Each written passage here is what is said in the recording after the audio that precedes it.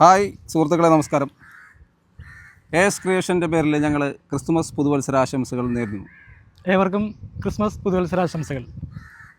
അരുണേ, നമ്മളുടെ ഈ കേരളത്തിൽ, നമ്മൾ ഭാരതം കൂട്ടണ്ട, കേരളത്തിൽ നടക്കുന്ന കുറേ പ്രശ്നങ്ങളുണ്ട്. ഈ കേരളത്തെ സംബന്ധിച്ച് നമ്മളെ യുഗപുരുഷൻ എന്നറിയപ്പെടുന്ന നല്ലൊരു വ്യക്തിത്വമുണ്ട്. അതായത് ശ്രീനാരായണ ഗുരുദേവൻ. ആ ഗുരുദേവൻ പണ്ട് പറഞ്ഞ ഒരു വാക്കുണ്ട്. കാരണം അത് നമ്മൾ പഠിച്ചിട്ടുണ്ട്, നീയും പഠിച്ചിട്ടുണ്ട്, ഞാനും പഠിച്ചിട്ടുണ്ട്, നമ്മുടെ കേരളത്തിലെ എല്ലാവരും ഇത് അറിഞ്ഞിട്ടുണ്ട്, പഠിച്ചിട്ടുണ്ട്. പക്ഷേ അദ്ദേഹം പറഞ്ഞിരിക്കുന്ന വാക്കാണ് മതം ഏതായാലും മനുഷ്യൻ നന്നായാൽ മതി എന്നാണ്. ശരിയല്ലേ പറഞ്ഞു? പക്ഷെ ഇന്ന് നടക്കുന്നത് മനുഷ്യൻ ഏതായാലും മതം നന്നായാൽ മതി എന്നുള്ളൊരു ചിന്താഗതിയിലേക്കാണ് നമ്മൾ ശരിക്കും പറഞ്ഞിട്ടുണ്ടെങ്കിൽ നമ്മുടെ കേരളം പോയിക്കൊണ്ടിരിക്കുന്നത്. മുഹമ്മദ് നബി പറഞ്ഞൊരു വാക്യമുണ്ട്, നീ വയറ് നിറച്ചുണ്ണുമ്പോൾ അയൽവക്കത്ത് ഒരു നേരത്തെ ആഹാരം കഴിച്ചിട്ടുണ്ടോ എന്ന്. ക്രിസ്തുദേവൻ പറഞ്ഞിട്ടുണ്ട്, നിന്നെപ്പോലെ തന്നെ നിൻ്റെ അയൽക്കാരനെ സ്നേഹിക്കുക എന്നുള്ളത്. പക്ഷേ ഇങ്ങനെയുള്ള കാര്യങ്ങളൊന്നും, അല്ലെങ്കിൽ ഇങ്ങനെയുള്ള സംഭവങ്ങളൊന്നും ശരിക്കും പറഞ്ഞാൽ നമ്മൾ മനുഷ്യർ ചിന്തിക്കുന്നില്ല എന്നുള്ളതാണ്. കാരണം ഇന്ന് മനുഷ്യന് ഏറ്റവും കൂടുതൽ പണം, ബന്ധങ്ങളില്ല, ഇപ്പം സഹോദരി ബന്ധങ്ങളില്ല, പണം അല്ലെങ്കിൽ പദവി, അല്ലെങ്കിൽ പദവി എന്ന് വെച്ചിട്ടുണ്ടെങ്കിൽ രാഷ്ട്രീയമായാലും പദവി വെട്ടിപ്പിടിക്കുക എന്നുള്ളതാണ്. പക്ഷേ മനുഷ്യന് മരണം എന്നുള്ളൊരു 3 അക്ഷരമുള്ളൂ, മരണം. ആ 3 അക്ഷരത്തിൽ ഒതുങ്ങുന്ന ആ മരണത്തിനെ കുറിച്ച് മനുഷ്യൻ ചിന്തിക്കുന്നില്ല എന്നുള്ളതാണ്. അതായത് നമ്മളെല്ലാം വെട്ടിപ്പിടിക്കും, കാറ്, ബംഗ്ലാവ്, വലിയ വലിയ ബിൽഡിങ്ങുകൾ, മന്ത്രിസ്ഥാനം, MLA സ്ഥാനം, MP സ്ഥാനം എല്ലാം നമ്മൾ വെട്ടിപ്പിടിക്കും. പക്ഷേ മരിക്കുമ്പോൾ നമ്മൾ എന്തെങ്കിലും കൊണ്ടുപോകും? ഒന്നും കൊണ്ടുപോകില്ല.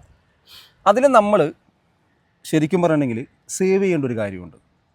ജീവിച്ചിരിക്കുമ്പോൾ നല്ലത് ചെയ്യുക.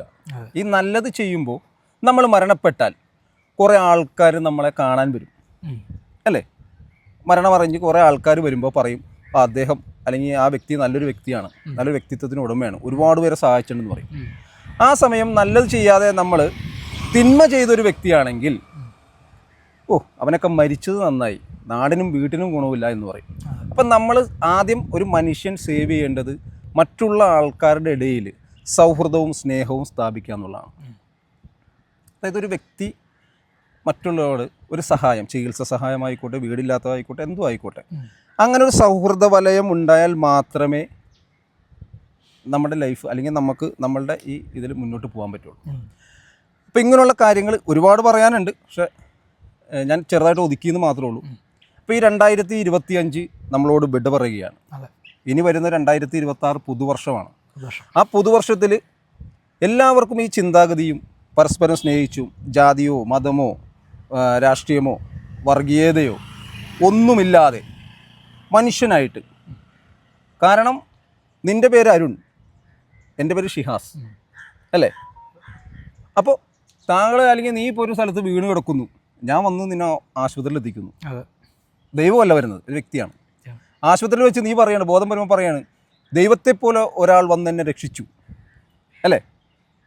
അതെ. അപ്പോൾ ആ മനുഷ്യൻ ദൈവമാണ്. നമ്മൾ ശബരിമല ചെല്ലുമ്പോൾ കണ്ടല്ലോ, തത്വമസി. അയ്യപ്പ സ്വാമി പറഞ്ഞേക്കണം എന്താ, നീ തന്നെയാവുന്നു ഞാൻ എന്നാണ്. ദൈവം നിയോഗിക്കപ്പെട്ടേക്കുന്ന ആൾക്കാരാണ് ദൈവത്തെപ്പോലെ വന്ന് രക്ഷപ്പെടുത്തുന്നത്. അപ്പം എല്ലാം മനുഷ്യനാണ്. മനുഷ്യൻ ഒരുമിച്ചാൽ, മനുഷ്യൻ ഒന്നായി നിന്നാൽ, ക്രിസ്തുമസോ പെരുന്നാളോ വിഷുവോ എന്തും ആയിക്കോട്ടെ, ഇതെല്ലാം നമ്മൾ മതസൗഹാർദ്ദത്തോടെ കൂടി നല്ലൊരു സൗഹൃദ വലയം ഉണ്ടാക്കുമ്പോഴാണ് ശരിക്കും ഈ ഭാരതം എന്ന് തന്നെ പറയാം, നമ്മുടെ രാജ്യം എന്ന് തന്നെ പറയാം, ഈ രാജ്യം മുന്നോട്ട് കുതിച്ച് പായുകയുള്ളൂ. മറ്റുള്ള സംസ്ഥാനങ്ങളായിക്കോട്ടെ, അല്ലെങ്കിൽ മറ്റുള്ള ഗൾഫ് കൺട്രീസോ അല്ലെങ്കിൽ പാകിസ്ഥാനോ ഏത് രാജ്യങ്ങളായിക്കോട്ടെ, അവരൊക്കെ നമ്മുടെ സൗഹൃദം കണ്ട് അസൂയപ്പെടുന്ന ഒരു കാലഘട്ടം വരുമോ എന്ന് എനിക്കറിയില്ല. പക്ഷെ എൻ്റെ ഒരു കാര്യം ഞാൻ പറഞ്ഞാണ്.